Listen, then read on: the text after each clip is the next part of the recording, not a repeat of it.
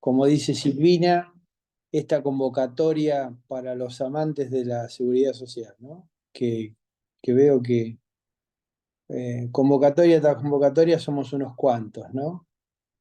Eh, esta reunión, esta jornada académica gratuita, eh, está diseñada en el marco de las actividades del curso de posgrado en seguridad social que año a año venimos eh, desarrollando aquí en la Facultad de Derecho de la Universidad de Buenos Aires.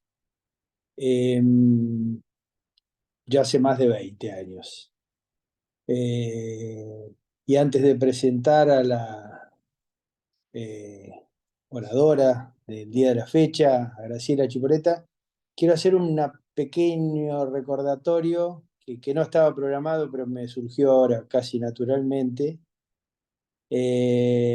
para recordar a Luis Ramírez Bosco, quien se desempeñó como director de este posgrado justamente hasta su fallecimiento, hace 2 años atrás, y que siempre nos acompañó en el diseño, en la búsqueda de hacer más agradables y amigables las convocatorias y el desarrollo del material y de los contenidos de este curso, que también lo hacemos en el marco de las actividades de la Asociación Argentina de Derecho del Trabajo, porque es así, este curso tiene el auspicio de la Asociación Argentina de Derecho del Trabajo. Bueno, Graciela Chipoleta. Yo creo que ustedes la conocen a Graciela, es más, creo que mucho de la excelente convocatoria que ha tenido esta jornada es porque justamente era Graciela la persona indicada para tocar un tema lindo, desafiante y que no siempre tiene una interpretación unívoca y no solo dentro de la sociedad en general, que por ahí no podemos pedirle una precisión sobre alguna terminología, sino entre quienes nos dedicamos a las cuestiones de la seguridad social. Por eso es bueno que Graciela nos vincule la seguridad social con la justicia social, trate de desentrañar un poco este concepto que lo notable de la cuestión, y creo que Graciela lo va a desarrollar con holgura, es que hay una resolución, una declaración, perdón, de la OIT sobre la justicia social para una globalización equitativa del año 2008, que fue actualizada ahora en el 2022, pero que la propia OIT la pone en un marco de el trípode de declaraciones trascendentes de la propia OIT. La Declaración de Filadelfia del 44, la Declaración relativa a los principios y derechos fundamentales en el trabajo y su seguimiento de 1998, y esta sobre la justicia social para una globalización equitativa del 10 de junio del 2008. Así que, digo, es importante y nadie mejor que Graciela, porque no solo es, como decía el recordado amigo Oscar Baldovino, no solo como nosotros los segurólogos, como nos decía él, sino que Graciela tiene una formación no solo en derecho en general, sino especialmente en derecho del trabajo. Entonces, nadie mejor que para retomar esto desde esta valorización que hace la OIT de la justicia social frente a un momento en el cual encontramos constantes desvalorizaciones y negaciones sobre la trascendencia de este concepto de justicia social, que tiene mucho que ver con la noción de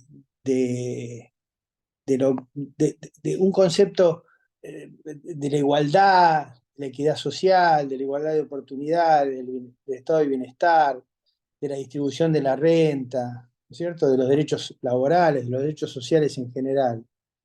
Y el único, para aquellos que aún duden sobre la vigencia e importancia de este concepto, el artículo 75, inciso 19 de la Constitución Nacional actual, si ya no para que nos remitan a la vieja Constitución del 49 derogada, sino que aquí hace referencia entre las facultades del Congreso, que es el promover el progreso económico con justicia social.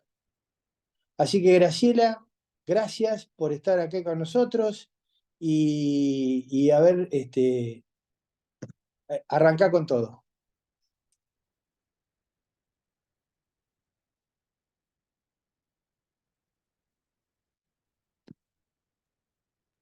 Profe, falta el audio. El micrófono ahora.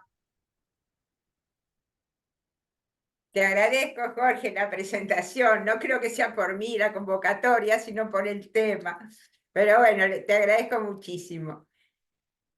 Estamos ya el año que viene, vamos a haber atravesado los primeros 25 años del siglo XXI. El siglo XXI, para muchos, se inicia con la caída del muro de Berlín en 1989. Para otros autores, se inicia con la caída de las Torres Gemelas en el 2001. Pero se inicie como se inicie, cualquiera de esos dos acontecimientos marcaron un cambio geopolítico importantísimo y un cambio en la sociedad que está dando ahora sus resultados, para algunos positivos, para otros negativos, fundamentalmente negativos para el mundo del trabajador. Y el mundo del trabajador es el mundo de todos, porque el ser humano es trabajo, cualquiera sea el trabajo que realice. Por eso nuestra Constitución que dice, el trabajo en sus diversas formas gozará de la protección de las leyes. Por eso es absurdo pensar, por ejemplo, que el trabajo doméstico no es trabajo. El que cría hijos no es trabajo. Todo es trabajo porque el ser humano nació, y por eso nuestra materia tiene sus orígenes en la más remota antigüedad. El ser humano, para sobrevivir y hacer sobrevivir a su prole, necesita acción, y esa acción se llama trabajo, cualquiera fuera la forma y la modalidad con que eso se hace. Desde el más pobre que trabaja en circunstancias de pobreza extrema para conseguir el alimento y el sustento, hasta el más rico, porque esto nada tiene que ver con la posición económica y social del individuo. Cualquiera sea su posición económica, la acción es necesaria para poder vivir. Y las medidas que se tomaron a partir de estos cambios y que van a repercutir, pero ahora con todo, son medidas que nos llevan a que lo que está en peligro es el mundo del trabajo. ¿Qué quiero decir con esto? Lo que está en peligro es el mundo del ser humano. Tanto por las políticas económicas, la globalización, la tecnología, el problema medioambiental. Estamos en un punto donde se discute si dentro de una década vamos a tener agua potable. Toda esa mezcla de elementos ha dado cierto temor al hombre común frente a un mundo donde no se sabe si vamos a poder subsistir. Curiosamente, este año 2024, el 20 de febrero, la OIT larga el Día Mundial de la Justicia Social y pone la justicia social como meta, como objetivo del milenio, para contrarrestar todos esos ataques a través de todos estos elementos que estamos diciendo, que se están produciendo en el mundo del ser humano. El mapa político cambió. Hoy ya no vivimos en un mundo bipolar. Eso no existe más. Hoy existe un mundo multipolar, donde la primera potencia, o ya le falta muy poco para ser la primera potencia económica, es China. El mundo cambió, y cambió la relación de fuerzas y el equilibrio de fuerzas. ¿Y esto impacta cómo? Impacta en el mundo del trabajo, por el enorme desempleo, por las masas migratorias. El problema migratorio no es solamente en Europa, el problema migratorio se está dando no solamente en la frontera con México, que los norteamericanos han hecho esa inconmensurable barrera para que no pasen los mexicanos, sino se está dando también en América Latina. ¿Y por qué se da el problema migratorio? Porque el hombre necesita encontrar modos y acciones para subsistir y crear su prole. La OIT larga como meta del milenio la justicia social, explicando qué es la justicia social. Y para la OIT, claramente, la justicia social va a ser empleo formal, empleo registrado, empleo con remuneración suficiente para el trabajador y su familia y protección o seguridad social. Y acá entramos en qué es la seguridad social. Para entender la seguridad social, que es un campo inconmensurable y que además es interesantísimo porque atraviesa la historia de la humanidad. Y tenemos que volcarnos a la historia de la seguridad social, porque quien no entiende el pasado no puede comprender el presente. Y eso pasa en todas las áreas de la vida, y en el derecho muchísimo más. Para entender incluso las instituciones jurídicas de seguridad social tenemos que ir al pasado. Pero la seguridad social como organización, como hecho, el hecho de la seguridad social, tiene su origen 3000 años antes de Cristo. 3000 años antes de Cristo, está en el Talmud. ¿Cómo aparece? ¿Por qué aparece? Y porque cuando el ser humano empieza a pensar un poco, se da cuenta que esa acción que le permite vivir y criar la prole, puede suceder que por alguna razón no la pueda hacer. ¿Y por qué no la puede hacer? Porque se enferma, porque se accidenta, porque se muere, deja la prole desamparada. ¿Cómo hace entonces para cubrir esas etapas de la vida donde no se puede ejercer esa acción? Que esa acción evidentemente está vinculada con producir. ¿Qué pasa cuando no se pueden producir los bienes y servicios necesarios para la subsistencia? Esta es la pregunta del millón. Y esto es lo que ha dado origen a la creación de esta forma de organización social que ya les digo, no es de ayer, ni de antes de ayer, ni del siglo XIX, es anterior a todo lo conocido, porque es antropológico, el ser humano es así y no va a cambiar. Puede cambiar el mapa geopolítico, pueden cambiar las políticas a seguir, puede cambiar el mapa del mundo, pero el ser humano no va a cambiar. Y por lo tanto, esta pregunta sigue siendo tan válida como en la época prehistórica. ¿Por qué decimos que es apasionante ese viaje a través de la historia? Porque es la historia de la humanidad, del mundo occidental, por supuesto. No quiere decir que no tenga seguridad social el mundo oriental, pero lo tiene de otra manera. En el mundo occidental es apasionante ver cómo aquella primera organización, que se la voy a decir porque a partir de ahí, que es un concepto que tenemos que tener grabado para después entender lo que vino después. El Talmud nos habla del mundo de pastores. Y entonces los pastores se dieron cuenta que frente a esta circunstancia no podían seguir sosteniendo sus rebaños. Entonces, claro, el ahorro individual no sirve absolutamente para nada. Eso también se habían dado cuenta, porque eran inteligentes. Porque, ¿qué se sabe? ¿En qué ahorro? Tanto en esa sociedad pastoril como en la sociedad actual. La fortuna viene y va. ¿Qué ahorraban? ¿En granos? Y venía la tormenta, se llevaba los granos, se lo comían la rata. ¿Qué ahorraban? ¿En qué? Si no hay inversiones seguras, esa es la gran mentira. Nada es seguro. Los bancos se van al demonio, bueno, las crisis de la humanidad. Entonces, ¿qué inventaron? El rebaño común. Vamos a poner una oveja cada uno en un rebaño que es de todos y no es de nadie. ¿Y quién va a usar el producto de ese rebaño? El que lo necesite cuando caiga en una circunstancia en que no puede tener la acción para obtener el sustento para sí y para su familia.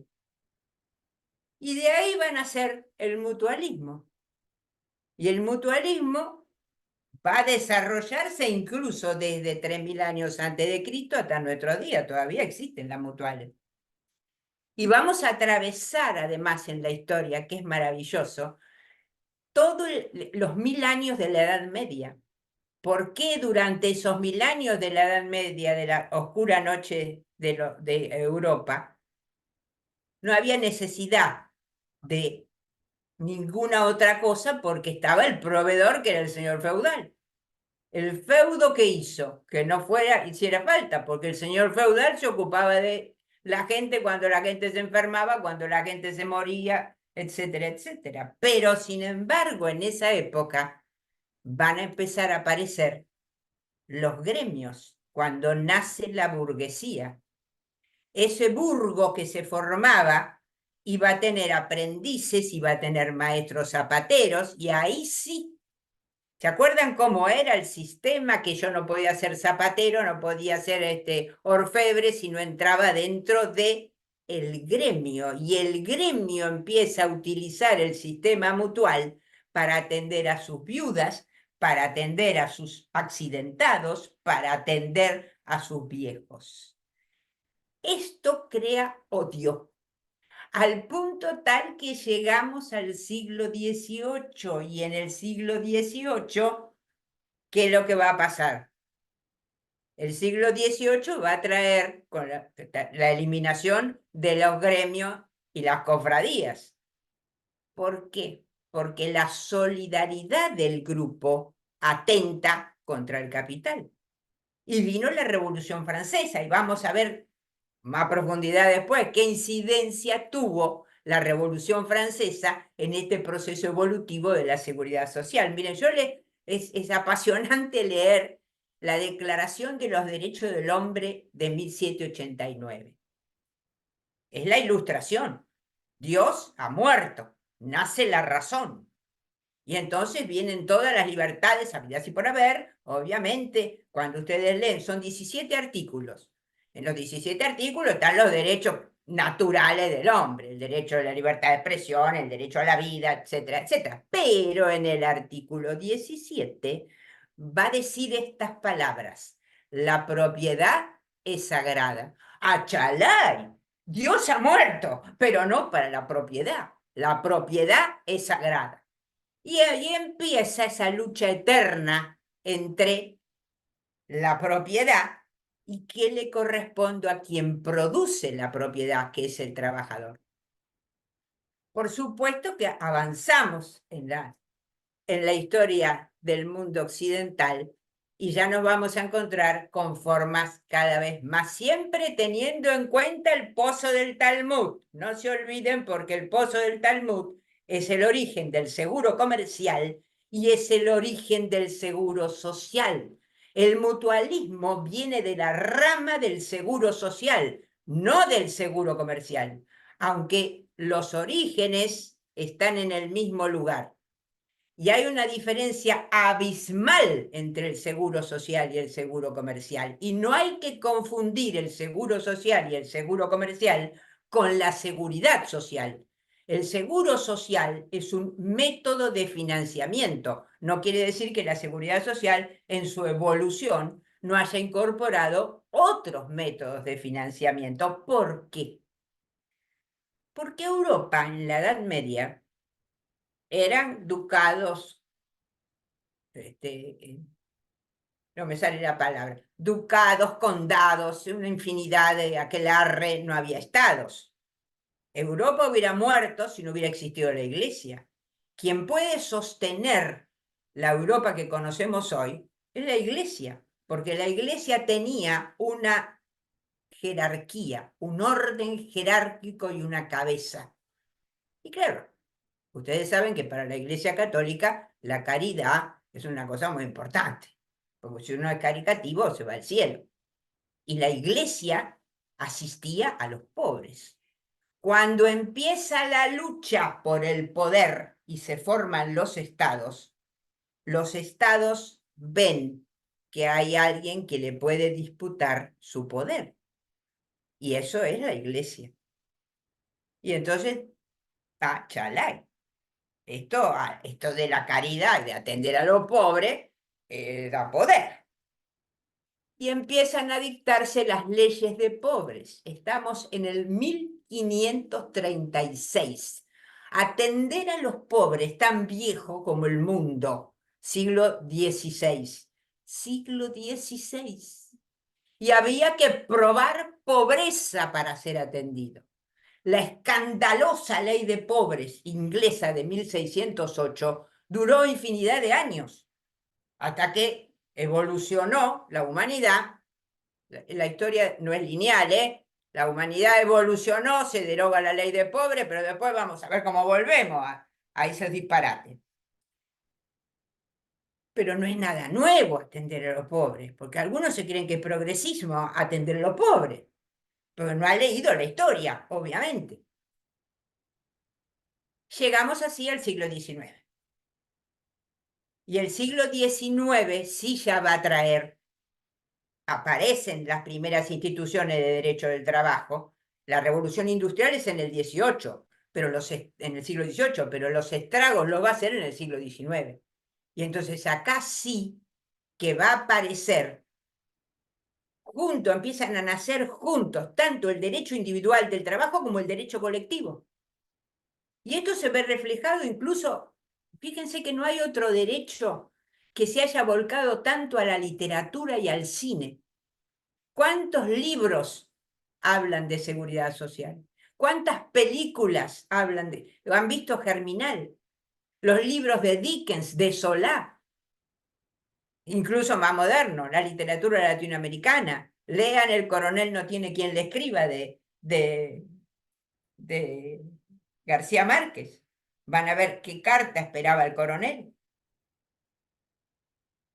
Es tan importante la seguridad social en la evolución humana que ha entrado en esa cultura. Y Germinal, bueno, no sé si les dije, pero en cine, vean, incluso en cine moderno, es decir, Germinal es una película extraordinaria, o Metelo, son películas extraordinarias. Pero en cine moderno, por ejemplo, Yo, Daniel Blake, no se la pierdan si no la vieron, algunos la deben haber visto, pero Yo, Daniel Blake. ¿Cuántos cine francés que habla de la problemática del desempleo? El desempleo destruye al ser humano, lo destruye. Porque el empleo no es solo crear un consumidor, con eso no hacemos nada. El empleo es otra cosa, mucho más integrativa, mucho más psicológica, mucho más sociológica, porque a la sociedad entera le interesa que todo el mundo esté ocupado, bien comido y bien atendido. El problema no es individual, el problema es social. Y recuérdenme que al final vuelvo a repetir el concepto de por qué la seguridad social es social y es justicia. Llegamos así entonces al siglo XIX, y en el siglo XIX viene una problemática seria, porque Inglaterra estaba en todo su apogeo industrial, Alemania competía con Inglaterra, y En Alemania había un señor sumamente inteligente que nadie puede pensar que era ni socialista, ni comunista, ni nada de eso, que se llamaba Otto von Bismarck. Y don Otto von Bismarck va a crear un método, no la seguridad social, un método que es el seguro social. ¿Qué va a hacer? Va a tomar el modelo mutual que viene del Talmud y lo va a transformar en obligatorio, pero solo en cabeza del obrero industrial, que es lo que a él le interesaba. Estuvo 50 años para lograr que lo impusieran en Alemania, porque la lucha de los empresarios alemanes era, no, señor, no me va a encarecer el costo, porque el costo del seguro social lo paga el empleador. Dice Goñi Moreno en su tratado de derecho previsional, vamos a hacerle creer al trabajador que él participa. Y entonces le vamos a crear lo del descuento aporte personal.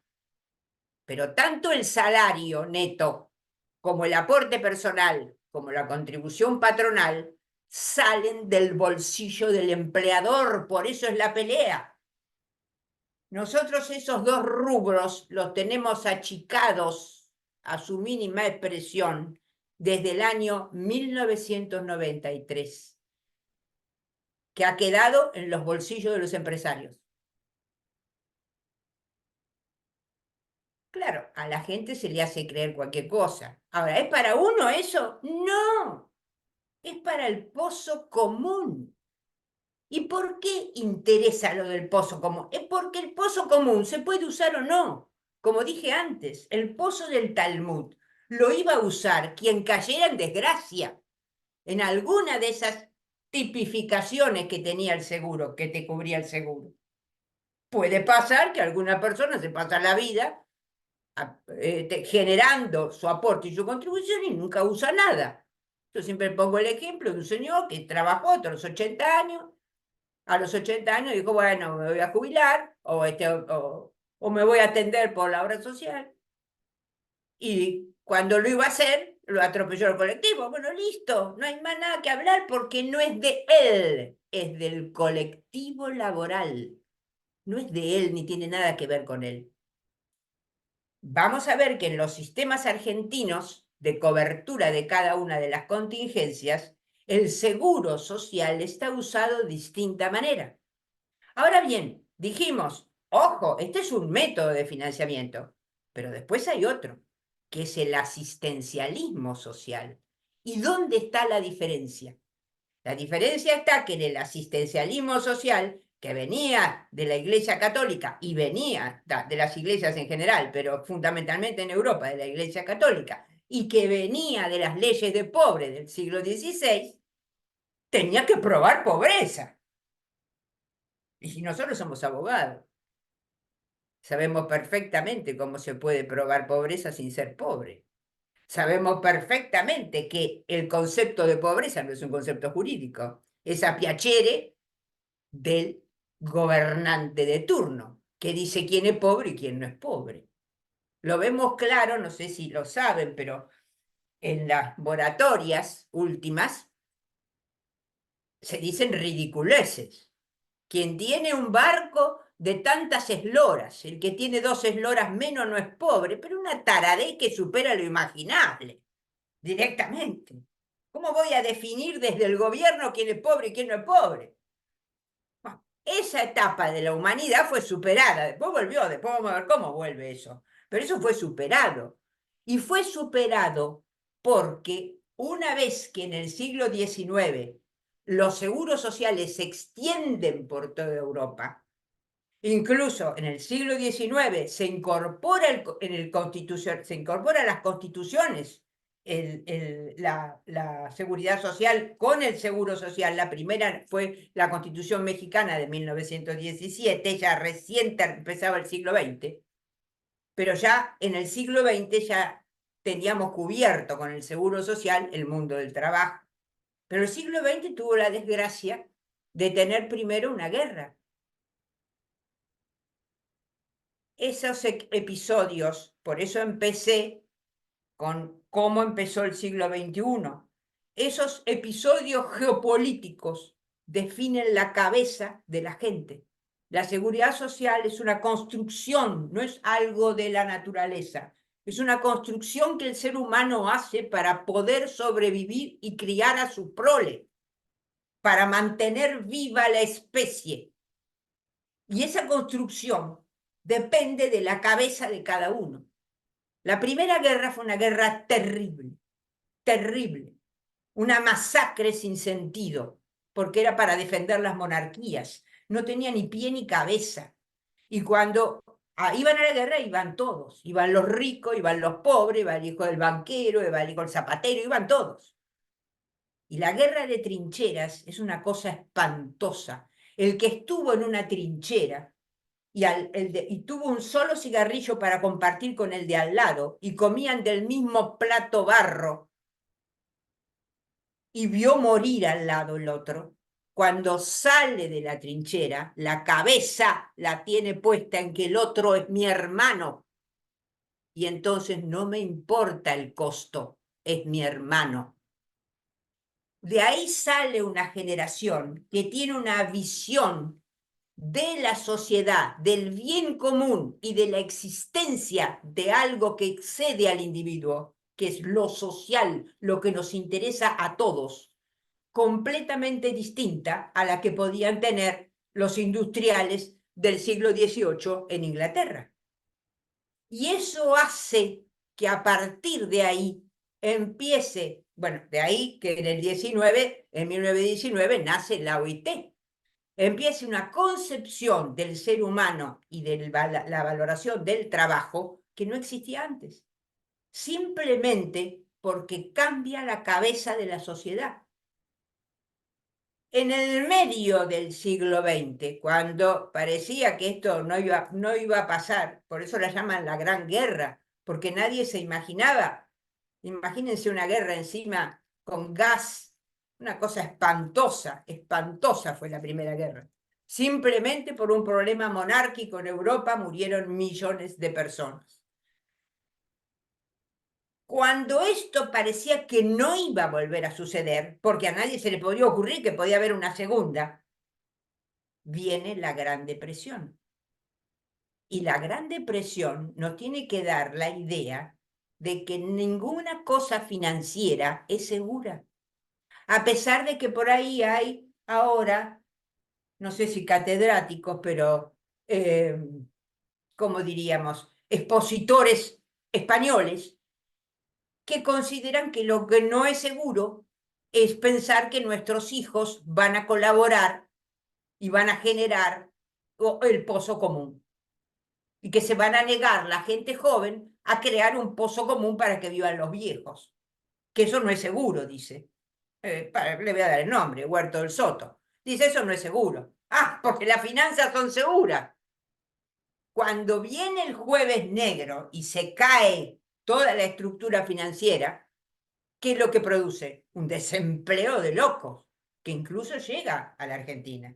Pero la Argentina estaba todavía en esa época, la crisis del 30, gobernada por conservadores. Entonces no van a hacer ahí el seguro de desempleo. El seguro de desempleo en la Argentina nace inmediatamente después de Martínez de Oz. Inmediatamente después. Porque la Argentina no conocía el desempleo. No sabía hasta Martínez de Oz que el desempleo existía. Por eso la primera ley de desempleo en la Argentina es de 1982, inmediatamente después de Martínez de Oz. Les digo, esa ley era mucho mejor que la actual, ¿no? Pero bueno, eso es aparte. Eso lo verán cuando veamos historia del desempleo. ¿Qué va a pasar? Estados Unidos, que no había tenido más que participación financiera, no había tenido gran pérdida de seres humanos en la guerra, pero sí gran participación financiera, había crecido enormemente. Y también por esas cosas del destino de la humanidad, tenía un presidente discapacitado y demócrata, las dos cosas juntas. Y entonces viene lo que se conoce con el nombre de New Deal, nuevo trato. ¿Nuevo trato de qué? De la repartija entre el capital y el trabajo. ¿Cuánto va para el capital y cuánto va para el trabajo? Ese es el nuevo trato, ese es el New Deal. ¿Y de dónde lo saca Roosevelt? De la política keynesiana. ¿Y por qué se aplaude la política keynesiana? Porque estaba la sociedad formada por aquellos hombres de la trinchera. Y por eso en ese momento se desprecia a ciertos colegas como son von Hayek y Milton Friedman. Esos eran infantiles, bueno, para mí siguen siendo infantiles, pero bueno. En ese momento histórico se los desecha y se busca el keynesianismo. Doc, Lamentablemente viene la Segunda Guerra. Doc, me dijo usted que la avise a las 18:45. Uy, Ahora seguimos, entonces, quedamos en Keynes. no, espérate. Ahora cortamos. Esperen Bueno, que cierro con solamente quiero cerrar porque si no, sí, después no cumplo puedo con hablar de los su- sistemas. Cierro. No sé lo que lo que iba a decir. Ah, bueno. Ya sé. Antes de que terminara la guerra, específicamente en 1942, se le va a encargar, ahí sí nace recién ahí nace el concepto de seguridad social. Lo otro era todavía un método de financiamiento que se acoplaba con la atención a los pobres. Se le encarga a un señor inglés que se llamaba Lord Beveridge, que nada más que con ese nombre se dan cuenta que no era ni comunista, ni socialista, ni anarquista, nada de eso. ¿Qué se le encarga? Un informe para la reconstrucción de Inglaterra después de la guerra. Y el tipo hace el informe más maravilloso que alguien puede producir, porque va a tomar todos los métodos de financiamiento y los va a meter en una misma legislación y nos va a dar dos grandes lecciones, que son los dos grandes hitos que llevaron a lo que los economistas llaman los 30 años de oro de la humanidad, que van desde el 45 hasta la crisis del petróleo en el 73. ¿Cuáles son esas dos grandes reglas de oro que sirven incluso para todo, para la gestión, para todo, para la legislación? Dice Beveridge, la primera cuestión es la universalidad. Todo el mundo entra. No hay discriminación alguna. Hoy nosotros tenemos ese principio de universalidad en todos los tratados incorporados en la Constitución Nacional. Y cuando se dice sin distinción alguna, se está diciendo sin discriminación de raza, de religión, de sexo, de posición económica o social. Todos, la Declaración de los Derechos del Hombre, del 48 de Washington, la Declaración Americana de los Derechos del Hombre y fundamentalmente el Protocolo de San Salvador, incorporado al Pacto de San José de Costa Rica. ¿Por qué? Porque no hablábamos de focalización, hablábamos de universalidad. Y eso permitió la movilidad social ascendente.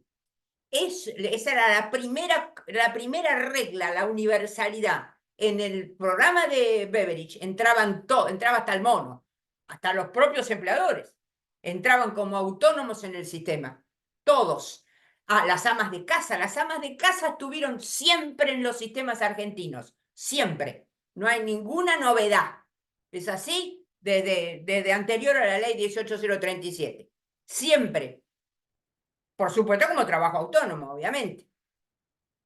Y en la segunda gran lección de Beveridge, y es una de las más importantes, es que la seguridad social, ¿por qué extendió el nombre? Porque va a usar muchos métodos de financiamiento. Incluso en la legislación argentina, no todos los sistemas son seguros sociales, ojo.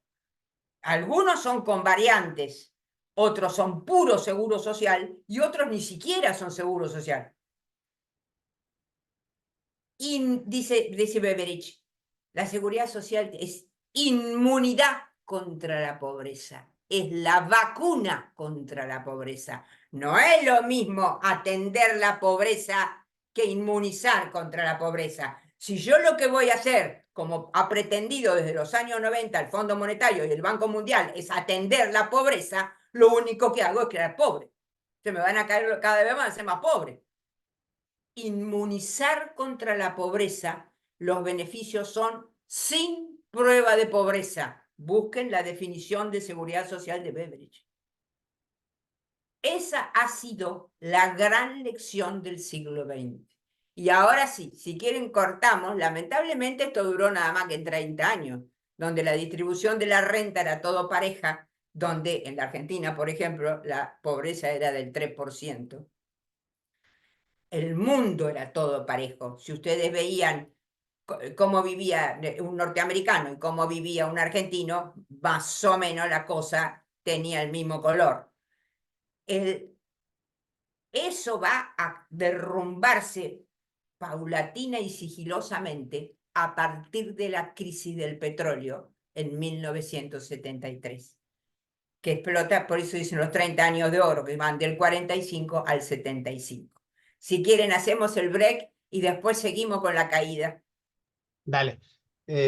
Bueno, de paso les recuerdo a todos, ahí Silvina puso, les reenvío los que no enviaron, los que no se anotaron, por ahí llegaron al link por otro lado y no completaron el formulario, ahí les reenvío el formulario para anotarse, así les llega el material de esta actividad. Después no me permite llenar el formulario y me dice que lo llené antes. Sí, solo se puede anotar una sola vez. Marce, yo respondo, no te preocupes. Sí, dale. Y bueno, después les recordamos bueno, que está abierta la inscripción para el posgrado que mencionaba Jorge al principio. El posgrado tiene una formalidad de tipo híbrida, o sea, pues se puede cursar presencial en la facultad o online sincrónico, o sea, hay que conectarse al Zoom los días de clase, que son los jueves de 6 a 10 de la noche, y tienen la total libertad de elegir la clase que quieran presencial o por Zoom, no es que no quedan condicionados por alguna elección que hagan en algún momento, sí es siempre en vivo el curso, no es grabado, sino que es o ya sea en la facultad o el día que tienen un problema pueden conectarse online. Les mando el mail por si tienen más dudas, igual ahora les contestamos si tienen dudas con respecto al posgrado y bueno, justamente ahí preguntan el link, ahí está, ahí pueden preguntar, les mandamos el detalle de precios. El precio depende de si son graduados de la UBA, graduados de otra facultad, si son joven graduado. Lo único que les aclaro, el posgrado como es híbrido, aplica la modalidad, o sea, el valor de la hora de formato remoto. Porque la facultad tiene un costo para presencial y remoto, bueno, este es híbrido, así que se aplica la tarifa más barata que es la de remoto. Bueno, y están también en la facultad los descuentos para el Poder Judicial, para lo que es carrera docente, bueno, están todos los descuentos. Les puse ahí el link del mail para preguntar. Es con una monografía final, no tesis. Y de paso les paso acá el Instagram, ¿sí? Si quieren seguirnos. Y los dejo en todo caso con nuestra community manager, que es más millennial que yo, que es la que maneja. Millennial, todos de la década, todos con la misma más o menos edad. Bueno, gracias Marce. Recuerden que estamos en un break, así que vamos a empezar en 5 por si alguien quiere ir a buscar, no sé, café, ir a tomar, o sea, o a poner la pava para el mate o ir al baño. La doctora empieza en unos 5 minutos.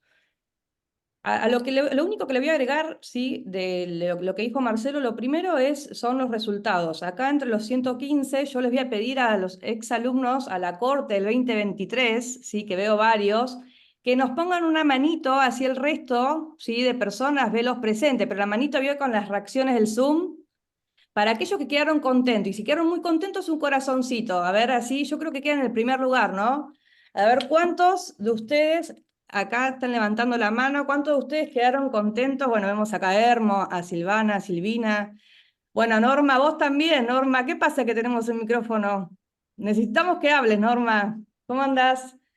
Bueno, Puedo hablar, si no lo principal sí es, acá tenemos, miren, a Miguel, a Olga, a Jessica, ¿a quién más está? Bueno, a lo único que dijo Marce, voy a agregar a quienes son del interior que las clases pueden hacerse o sea, todo el posgrado se puede hacer virtual o venir también presencial. Hay algunas clases que son solo virtuales, ¿sí? Pero, o sea, aquel que no vive en Buenos Aires lo puede hacer, ¿sí? Completamente al 100% a la distancia. Yo no sé si acá están la gente, o sea, algunos que no hayan venido. También está Romina, bueno, está Valeria, ¿sí? O No, sea, de Neuquén. de Sheila. Neuquén. ¿Cómo? No te veo el nombre. Sheila, ¿cómo Ah, estás? ¿dónde está Sheila. Sheila? ¿Cómo estás? Sheila Bien. estaba acercándose, porque la última clase hacemos una cena de camaradería, Sheila estaba viniendo y no pudo llegar. Bueno, sí los invitamos a que vengan alguna vez a la Facu, así conocen a aquellos que nunca pisaron la uva. En la última corte, lo pueden decir los que están presentes, hicimos un recorrido, después tuvimos un encuentro y demás. Así que lo Me principal... sale poner la manito. Ahí está Marcela, sí. ¿Qué haces, Marcela? Marcela, vos sos contadora, ¿no es cierto? No, No, ¿quién abogada era la privada. contadora de Rosario? No sé si está, no era, ¿quién era? No me acuerdo. Bueno, ¿a qué quiero llegar con esto que Mao. agrego? ¿Pueden hacerlo? ¿Quién? Mao era, pero ¿cómo era el nombre de pila? Bueno, ahí Paula dice lo hizo todo virtual, o sea, lo principal es que entiendan que la modalidad, sí, que quiso decir Marce, es híbrido sincrónico, o sea, lo hacemos las dos a la vez. Y ahora la facultad, sí, nos puso mucha tecnología para hacer un formato mucho más cómodo. Eso es lo principal. Sí, después todo lo que sea administrativo, si quieren nos quedamos al final aquellos que lo quieran resolver, como el programa, porque había también algunos peritos que me han preguntado por alguna de las redes o por el mail, y yo les dije que hoy vamos a charlar. Pero queríamos hacer este break en el medio como para a los que se vayan o tengan algún asunto, bueno, ya quedan, pero eso sería lo principal. Todas las dudas nos quedamos al final o la mandan por mail. Miren si no nos recomiendan cuántas manitos tenemos, son un montón, así que los invitamos y las invitamos porque con esto no solo aprendemos previsional, aprendemos todo seguridad social, de hecho es una clase de seguridad social esta.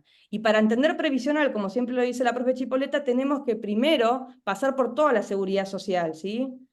Eso es lo que principalmente le queremos decir.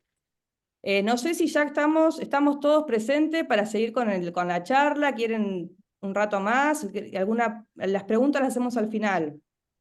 No sé si... Bueno, acá Seguimos. sí, sí, profe, porque bueno, ya le hemos dado tiempo para que quiera tomar café o ir a buscar o sea, el agua del mate y eso. Seguimos. Bueno, habíamos dejado entonces en la caída, año 75. ¿Qué es lo que pasa acá? También tiene importancia lo geopolítico. Este es el momento histórico donde viene lo que se llama la crisis del petróleo. Los países árabes se dan cuenta que estaban vendiendo el petróleo demasiado barato y levantan el precio del petróleo a velocidades inconmensurables. Y entonces ahí se producen cimbronazos económicos. Ya los de la trinchera se habían muerto, ya los de la Primera Guerra había venido otra ola, la ola del bienestar. Y entonces ya empezamos los delirios, y entonces empezamos a buscar, dejémonos de Keynes, busquemos otros autores, otras miradas económicas,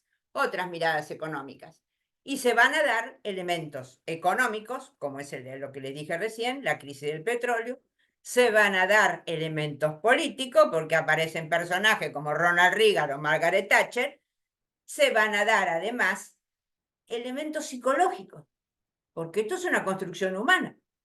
Y eso, ¿a quién miramos? Y entonces vamos a mirar a Milton Friedman, y vamos a mirar a von Mises, y vamos a mirar a Hachette. Esos autores, que les aconsejo los lean, tienen que leer el libro Libertad de elegir, que escribió Milton Rose Friedman, el matrimonio, que se ve que lo hizo, no tenían nada que hacer. Cuando uno lo empieza a leer, dice, no, está cargando. Este tipo no puede haber sido premio Nobel de Economía justamente en el año 75 y el 76 se lo dieron al otro. O al revés. No sé si hay en el 76 y en el 75 a Hayek. ¿Qué dice Milton Friedman? Uno empieza a leer y dice, no, este hombre no está bien de la cabeza. Por ejemplo, dice, la medicina es una cuestión muy cara. Eso de que los estados tengan que controlar la matrícula médica, que uno le pida al médico que se forme, que vaya a la facultad de medicina, por favor. El mercado solo va a decidir quién es médico y quién no es médico. El mercado solo. Entonces uno dice, ¿cómo hago para vivir en esa sociedad? ¿Qué voy a la curandera? ¿Puedo ir a la enfermera? ¿Puedo ir al brujo del pueblo? Y entonces le pregunto, dígame usted, ¿a cuántos mató? Y al otro, ¿cuántos más? El que me diga menos que mató, me atiendo con ese. Pero en la cabeza infantil de quién se le puede ocurrir semejante, ni se imaginan cuando llega la parte de la seguridad social. Cuando llega la parte de la seguridad social, él dice, a los que trabajaron en el estado de bienestar, indemnícelos. El tipo se da cuenta de que se terminó. A esos indemnícelos. Y los nuevos que se arreglen como puedan. ¿Qué?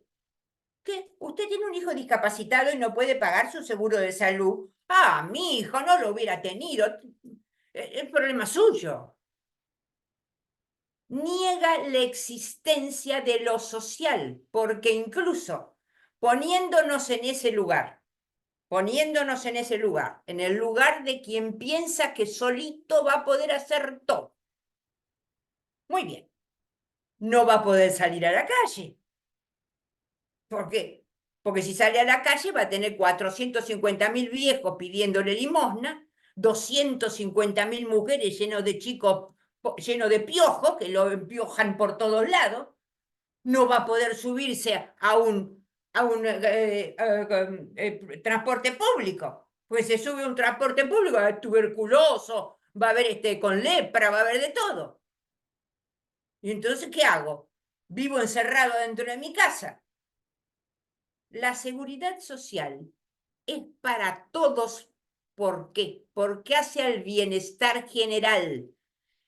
Poniéndome en ese lugar, a mí me gusta salir a la calle y que todo el mundo esté comido. No quiero ver muertos de hambre, me da asco.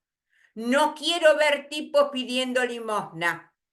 Y con taparlos no voy a hacer nada, porque no los voy a poder tapar.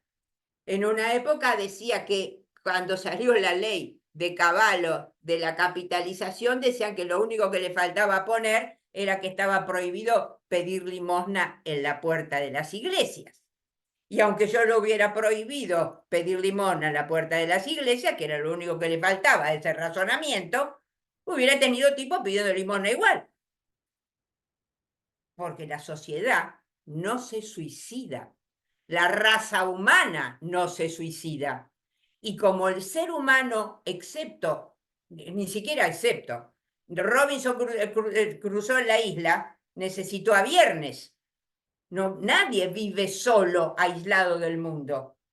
Por eso es que no hay nada más social que el ser humano.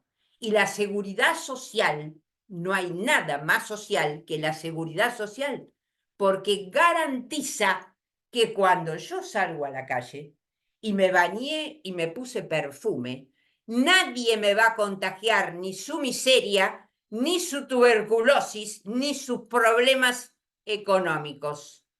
No voy a andar pateando viejo por la calle, niños abandonados, nada de eso. Porque si me aparece todo eso, no estamos en el bienestar general. Con mi bienestar individual, porque soy Mr. Éxito, no hacemos nada. Por eso la seguridad social no es para mí. El trabajador dependiente lo único que hace es generar el aporte y la contribución. El autónomo se le exige que ingrese la cotización. Por eso cuando se interpreta todo en la misma bolsa, estamos hablando de verdura. No es lo mismo las interpretaciones que se hacen para un tipo de servicio que las interpretaciones que se hacen para otro. No es de uno, ni siquiera el del autónomo es de uno. Es para el colectivo laboral. ¿Y por qué para el colectivo laboral? Justamente para que yo pueda tomar un transporte público y no ensuciarme y no andar con la nariz tapada. Eso es el bienestar general. me pongo en la misma línea de explicación que Milton Friedman. No quiero ver niños abandonados que tengan que andar pateando. No quiero ver viejos pidiendo limosna. No quiero ver enfermos que me contagien. Por eso es que la seguridad social es más obligación que derechos. Porque el derecho me va a venir solo cuando viva en una sociedad de bienestar general, donde no tenga que ver todos esos espectáculos desagradables que les acabo de decir. No quiero ver familias llorando porque no tienen empleo. Y eso me favorece a mí. Eso hace a mi bienestar general. Y no quiere decir que el aporte y la contribución que yo cotizo sea para mí. Va a ser para mí en la medida en que yo caiga en alguna de las circunstancias que están perfectamente tipificadas. No es cualquier verdura, sino lo que está tipificado. ¿Por qué? Porque el principio de universalidad es uno, el principio de solidaridad es el otro, porque obviamente para lo que yo estoy diciendo, en el fondo hay que tener cierta mentalidad solidaria, aunque hay un componente egoísta que se niega hasta ese componente egoísta. El que niega la solidaridad y no quiere, por su avaricia, no quiere ceder, que es el mundo actual, donde lo que interesa es la acumulación de riqueza y la acumulación de riqueza y la acumulación de riqueza, y me importa un rábano patear viejo por la calle, en esa idea ni siquiera está visto esta posición totalmente centrista. Es porque a mí me interesa, pero no es para mí. La solidaridad es el punto común. Si los sistemas no son solidarios, serán otra cosa, serán un seguro comercial. Bueno, eso es otro tema. Para eso está el derecho comercial, que no le interesa a nadie. No hay películas de derecho comercial. A nadie se le ocurre hacer películas de derecho marítimo. Y sin embargo, fíjense la cantidad de literatura. Tengo para mostrarles montones de libros, ¿no? La cantidad de literatura, la cantidad de cine, la cantidad de arte que habla de seguridad social. ¿Por qué? Porque es normal en el ser humano, porque el ser humano es así. Es decir, esas dos reglas de Beveridge son las reglas que marcaron el siglo XX, inmunidad contra la pobreza y universalidad, y son las que permitieron el bienestar general. Ahora, a partir del momento en que se le empieza a dar más importancia al capital, y entonces vienen por las crisis que vienen a partir de los 70, empieza la caída. Y esa caída va a ser a nivel mundial y va a ser a nivel local. Ya sé lo que les iba a decir. El otro principio es la subsidiariedad. Y acá se van a sorprender, pero el principio de subsidiariedad, que está consagrado en el artículo 14 bis de la Constitución Nacional, significa dos cosas. Que el hombre es el primer responsable de sus medios de subsistencia. Solo subsidiariamente aparece la seguridad social. ¿Cuándo aparece la seguridad social? Y ahí tenemos que recurrir a la clasificación que hace el convenio 102 de la OIT, que lo toma del profesor Severino Aznar. Y es taxativo. ¿Esto qué es? Las contingencias biológicas, que son maternidad, vejez y muerte, son las que inexorablemente van a suceder. Las patológicas, que son enfermedad y accidente del trabajo, enfermedad y accidente inculpable, y la invalidez, alguien puede nacer inválido. No necesita pasar por el trabajo. Alguien puede nacer inválido y no puede conseguir el sustento para sí y para su familia. Y ese está protegido por la seguridad social, con distinto método de financiamiento. No confundan los métodos de financiamiento con el concepto de seguridad social. Y las económico-sociales, que son las más modernas, que son el desempleo, que es el peor flagelo de todos, el desempleo. Por eso Jorge citó el inciso que dice claramente fomentar el empleo. El 14 bis no lo nombra porque la Argentina no conocía en el año 1957 el desempleo. Al contrario, había que hacer normas para retener a los trabajadores en su lugar de trabajo. No me voy a meter en el ejemplo de esa norma porque me voy muy lejos, pero simplemente la normativa de asignaciones familiares, cuando pide en algunas asignaciones, ahora ya prácticamente no queda, pero en algunas asignaciones antigüedad, lo hace porque en ese momento histórico había que retener al trabajador en su puesto de trabajo. A ese grado llegaba, había más trabajo que personas que querían trabajar. Claro, después vinieron las grandes reformas. Entre las grandes reformas no se les ocurrió mejor idea en el año 85 que decir que la mujer tenía que mantener económicamente a los hijos. ¡Ah, qué maravilla! Gracias por el derecho que me dan. Divina derecho. ¿Qué derecho es ese? Me mandaron al mercado de trabajo. Al mandar a la mujer al mercado de trabajo, abaratan el precio de la mano de obra. Y así tengo millones de ejemplos. La otra, ese es el tema de la subsidiariedad, estábamos hablando, de que el hombre es el primer responsable, el hombre. Por eso es que cuando hablamos del salario, es el salario suficiente para sí, para su prole. Por eso es que el salario mínimo vital y móvil se fija sobre un trabajador sin cargas de familia. Después vamos a ver el error conceptual que hay con las cargas de familia.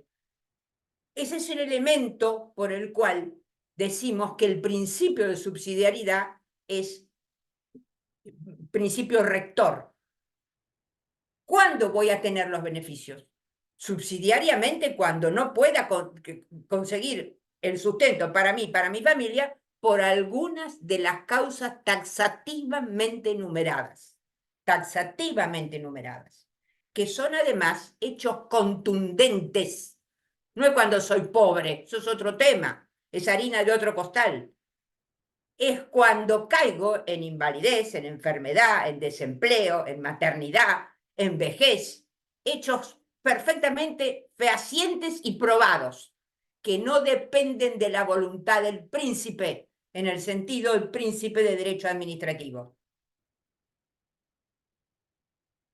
El otro elemento de la subsidiariedad que establece claramente el artículo 14 bis y que nosotros tenemos violado desde 1993, es que la seguridad social no debe estar en manos del Estado. Eso no quiere decir que sean privados, sino que tiene que ser tripartita su administración, que es el otro pilar de la Organización Internacional del Trabajo, el tripartismo.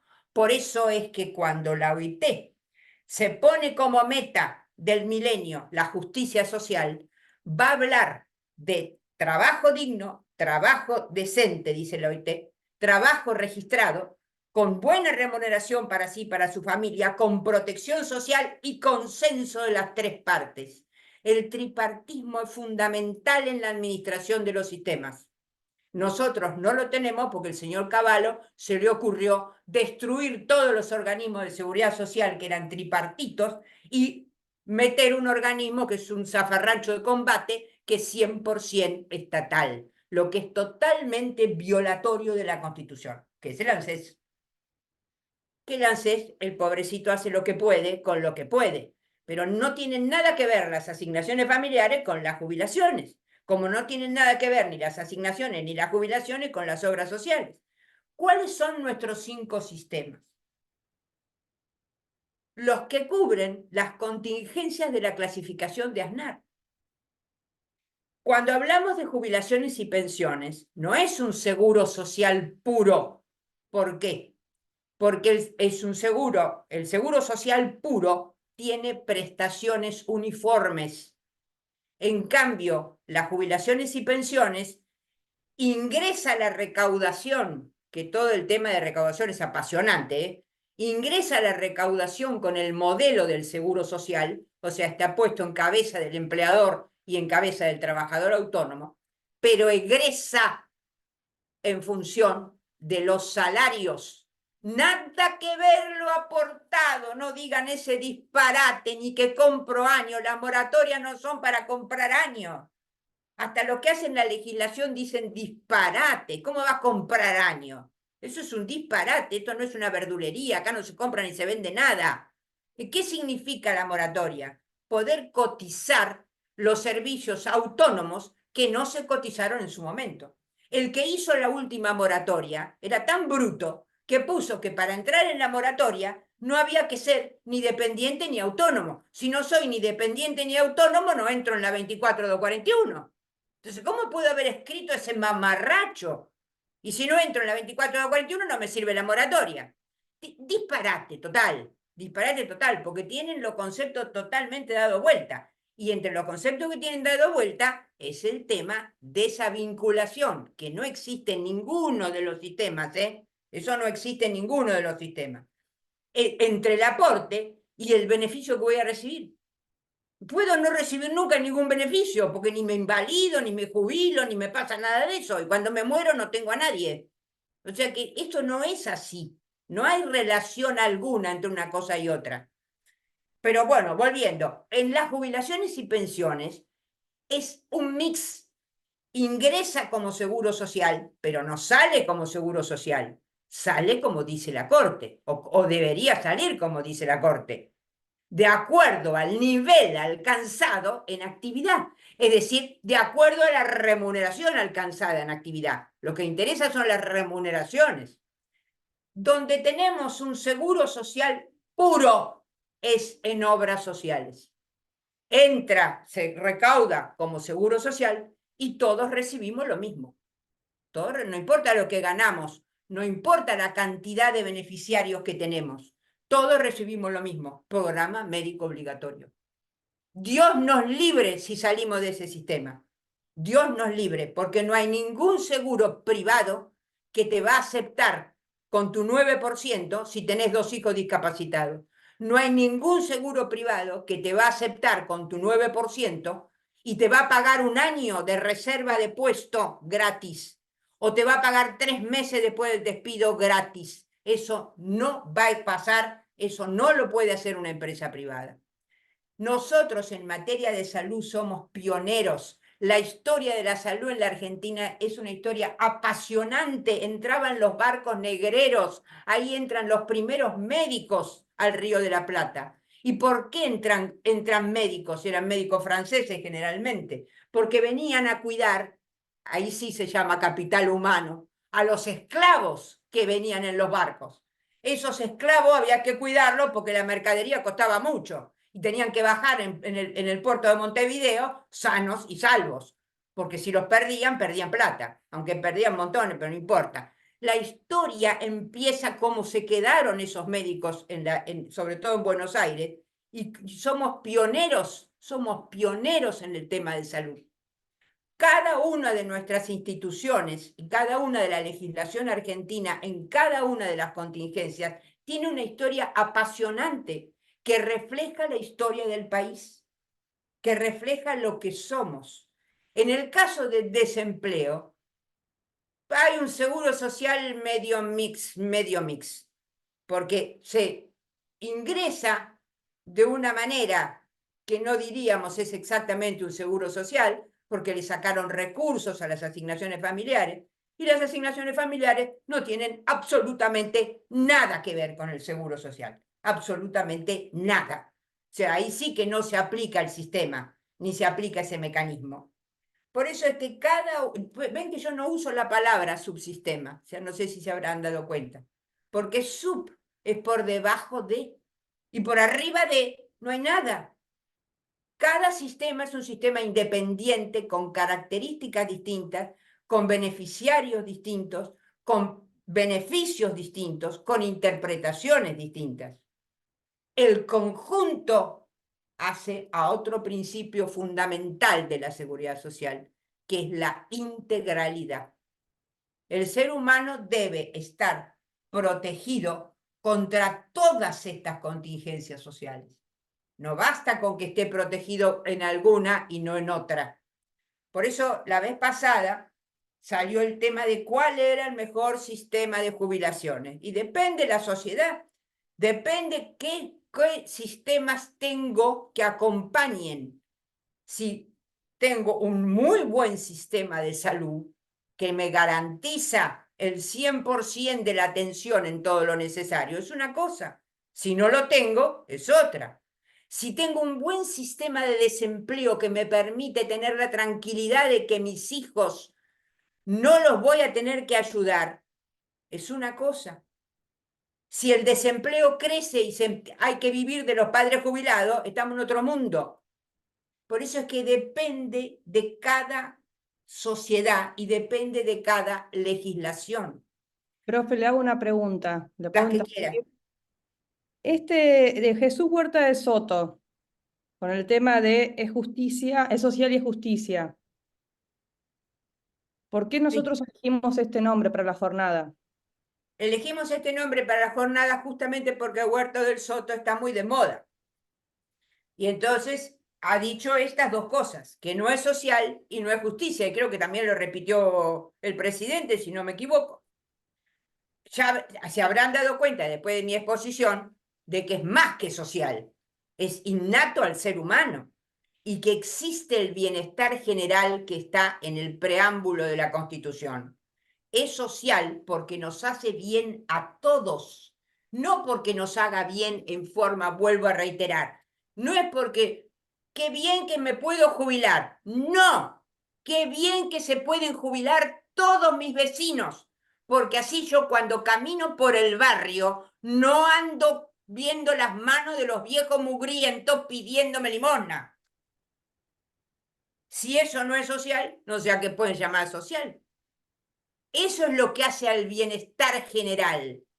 Y por supuesto que es justicia, porque el ser humano no es una mercancía.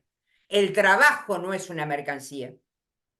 Doblemente justicia si es que queremos preservar la especie. Por todo esto que yo dije al principio, por los cambios geopolíticos, por las amenazas medioambientales, por las amenazas de las pérdidas de empleo por la tecnología, por las amenazas del cambio geopolítico mundial que está pasando, trasladando todos los empleos hacia Oriente, que nos estamos quedando en Occidente sin industria. Por todas esas razones hay que preservar al ser humano. Y de ahí viene la justicia. De ahí que la OIT sale con el Día Universal de la Justicia Social el 20 de febrero, diciendo esta es la meta del milenio, lograr la justicia social. Por supuesto que la justicia social es un concepto todavía más amplio que el de seguridad social, pero creo que la seguridad social, para lograr lo que definió como justicia social, trabajo decente, trabajo registrado, trabajo con remuneración suficiente para sí, para su prole y protección social, está dando la pauta de que tenemos que ponerle freno a esta ola que viene del abandono del ser humano. Y con el abandono del ser humano va a venir la extinción de la especie directamente. Así que bueno, espero haberles creado las inquietudes para poder estudiar todos estos temas. A mí me resultan apasionantes. Tenemos infinidad de variantes dentro de esto, no solamente el estudio de cada sistema en particular, sino además la complejidad de la recaudación, que también es otra cosa interesantísima. Tenemos para cada uno de los sistemas una historia riquísima que hace a la historia universal y que hace a la historia argentina. Y además tenemos jurisprudencia de todo tipo y color para poder meternos en un mundo terriblemente humano. Les agradezco que me hayan escuchado. Bravo.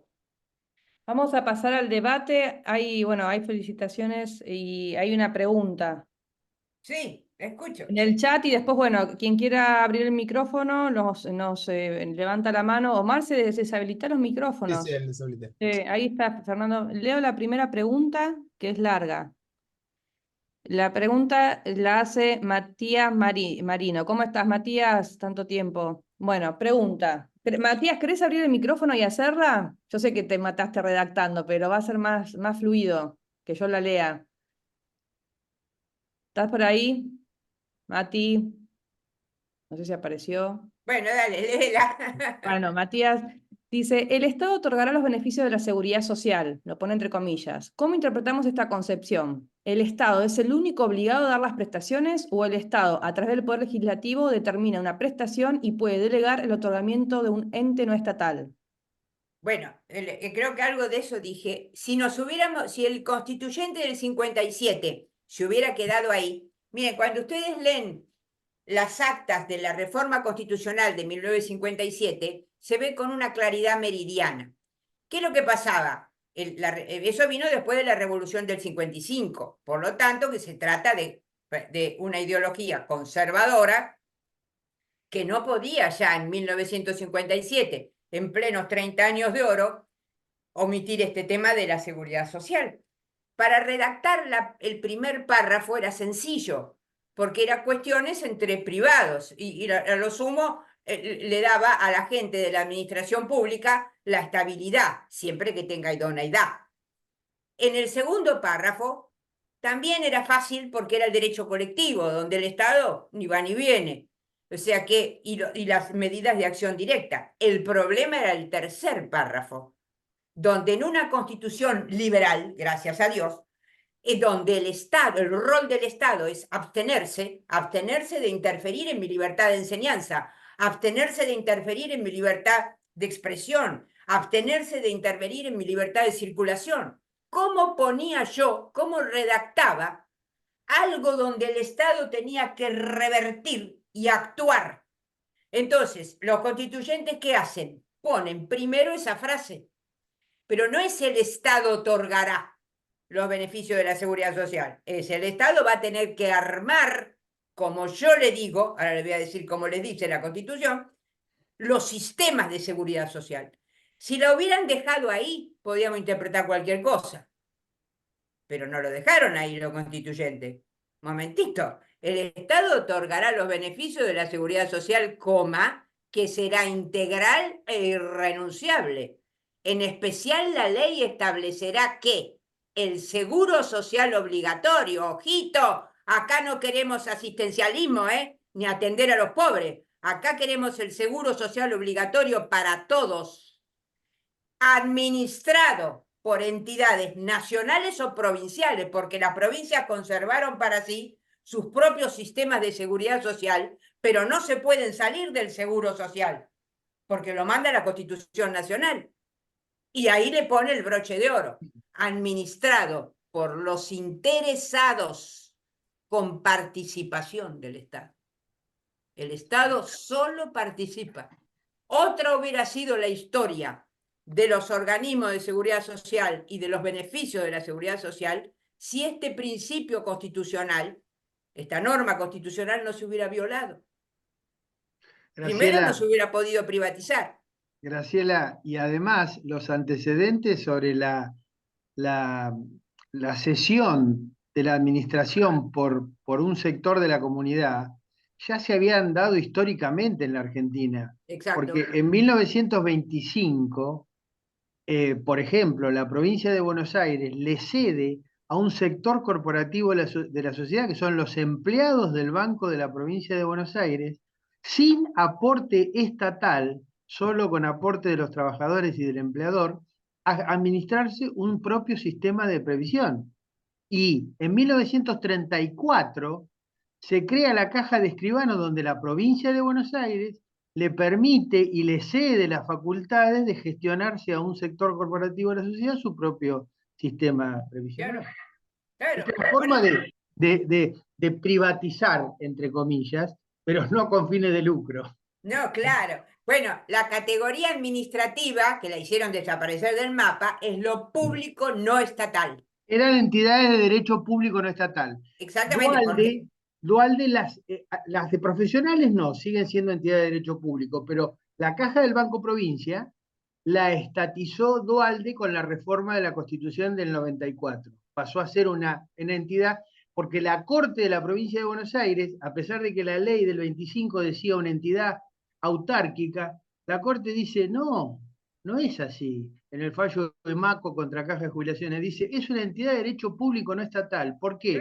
No tiene aportes del Estado, no la gestiona el Estado, sino sus propios interesados, y se rige por las normas que están en el límite entre lo público y lo privado, que es la gestión pública.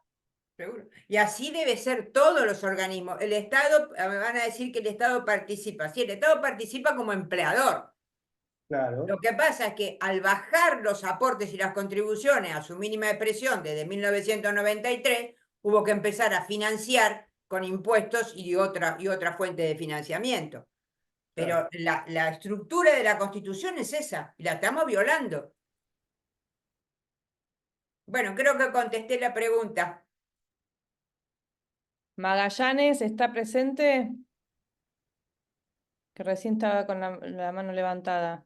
No, ya la acabo de bajar, pues ya me contestó, ya estuve escuchando alguna respuesta y ya, digamos, creo que ha quedado muy clara la exposición, la verdad que fue muy didáctico, no me deja margen para pregunta, nada más que para felicitar a la expositora. Muchas gracias, muchísimas gracias. No, por favor, usted la merece, ¿eh? Al contrario. Ahí Graciela te habló Diana Alois, dice que no sabe si la recordás a ella, pero seguro recordás a la madre Shirley de Monás. Ay, sí. Dice que está ahí. La recuerdo y la tengo siempre en mi corazón. ¿Alguna pregunta más?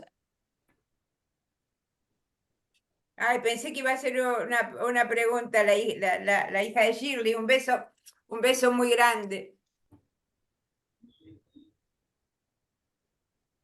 Nosotros nos queda, le digo que comprende qué nos queda de las jornadas. Por suerte terminamos en horario, ¿no?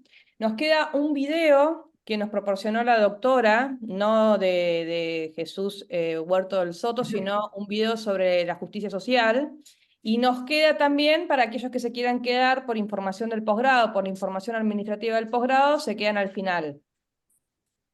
Así que pasamos el video para abrir o el debate o, ya saben, es un video que trata de esto, que es un video sobre justicia social por la OIT. No sé si Marce lo tenés ahí. Sí, lo pasamos.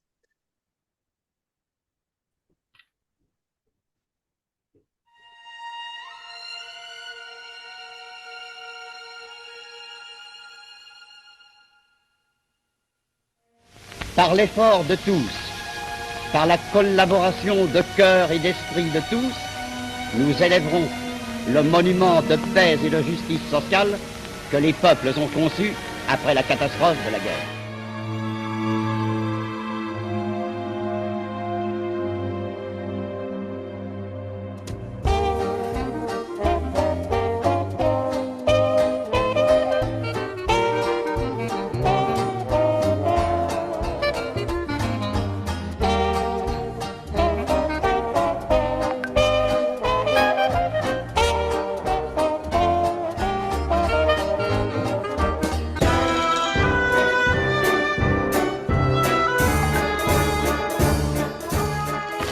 Of the ILO is to extend the frontiers of social progress to the world.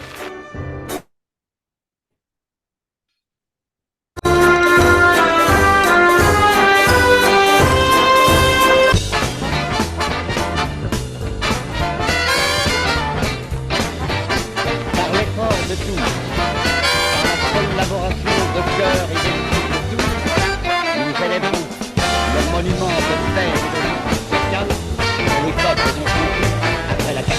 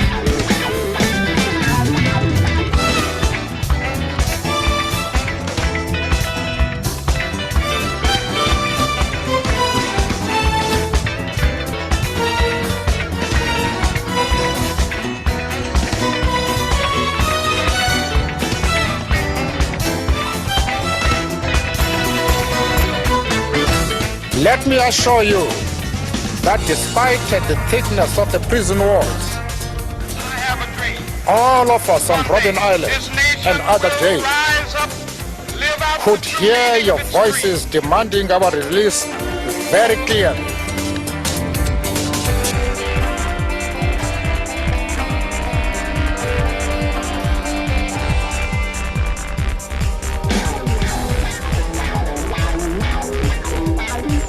There is nothing more fundamental than a good paying job.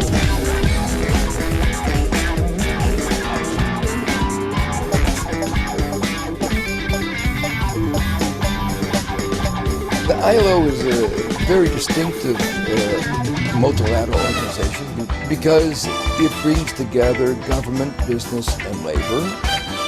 In that sense, it brings together all aspects of society.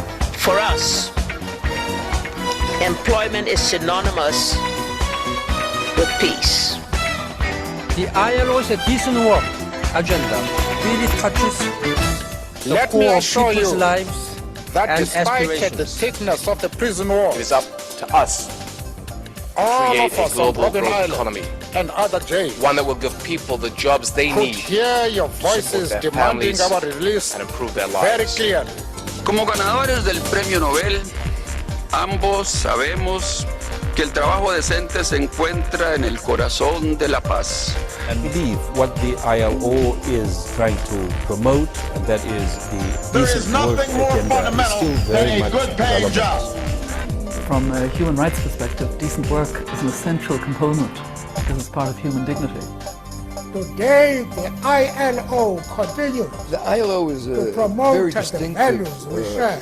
multilateral organization rights because it all brings The 2008 Declaration on Social Justice for a Fair Globalization sets out the ILO's vision of its mandate in the 21st century and gives the organization the contemporary tools to continue realizing its historical mission. In dealing with the problems of today, we must not forget that there was a crisis before the crisis, a global process of deepening inequality, and we cannot go back to business as usual. The ILO brings together the actors of the real economy to find real solutions. The organization's decent work agenda is a sound basis for forging the balanced policy approaches that are the foundation of sustainable development. Decent work is a key tool in finding the integrated solutions that respond to the needs of people, of business, of economic growth, and the environment.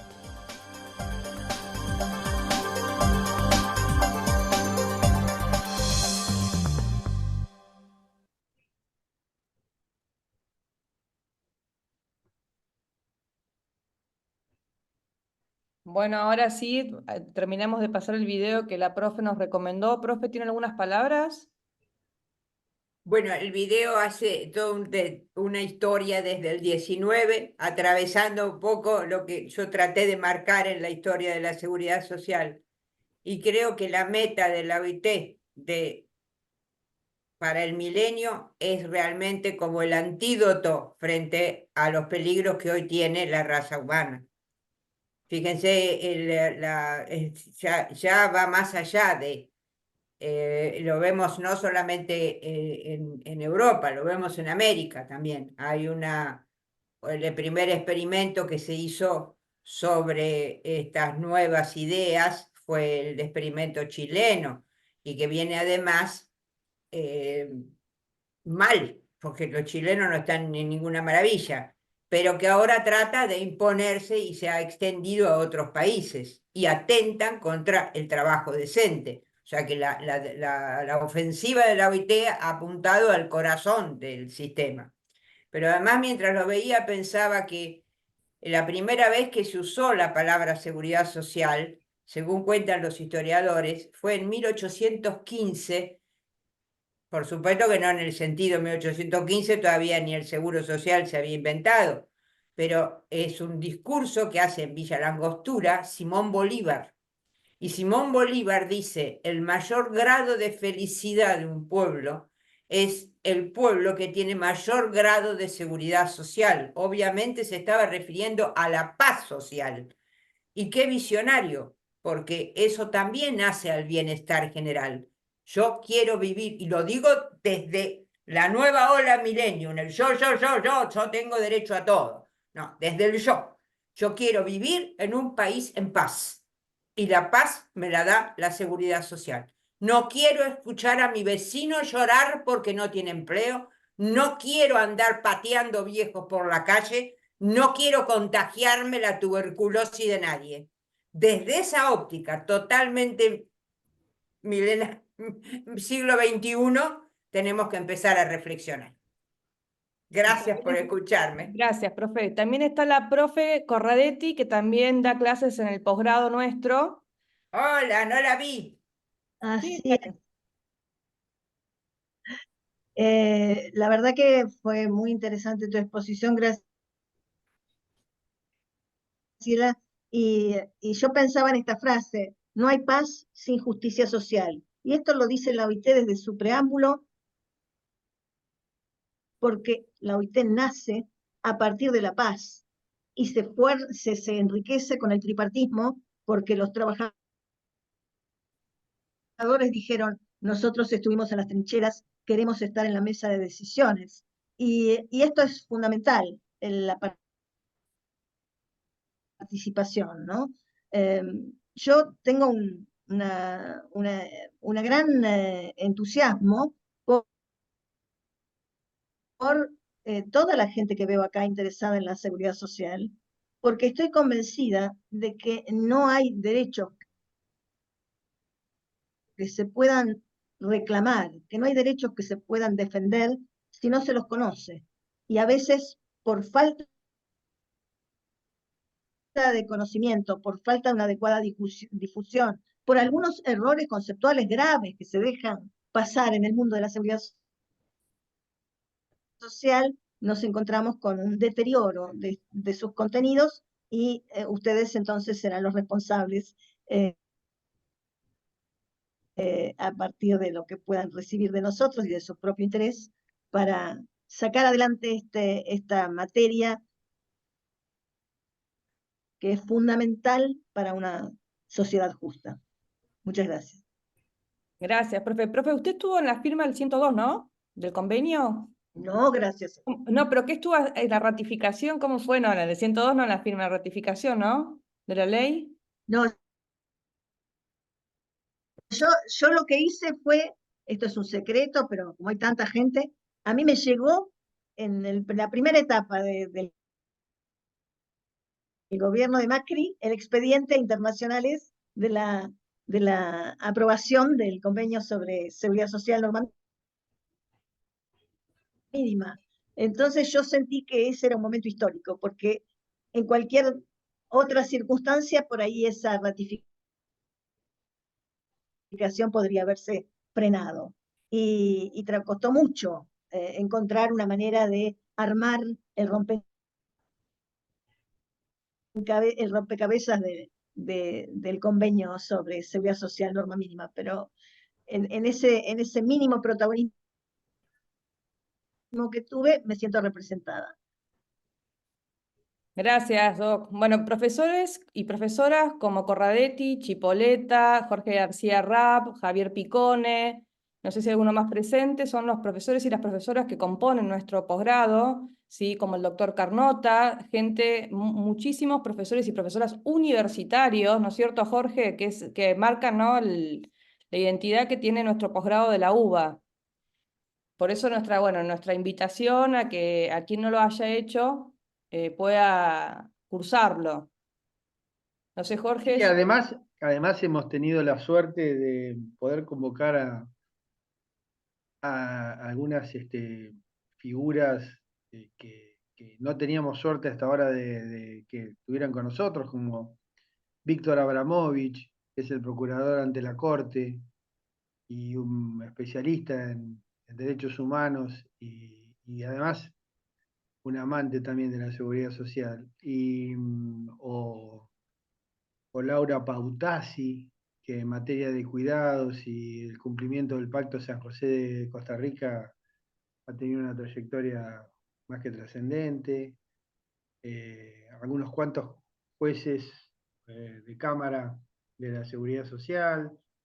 En fin, hemos tratado de ampliar el espectro porque, como decía Graciela, es tan amplia la seguridad social y tantos los mecanismos de respuesta frente a las diferentes contingencias y tan variadas que enfrenta el individuo, que requiere de una formación muy amplia. Y es la que tienen los docentes que nos acompañan.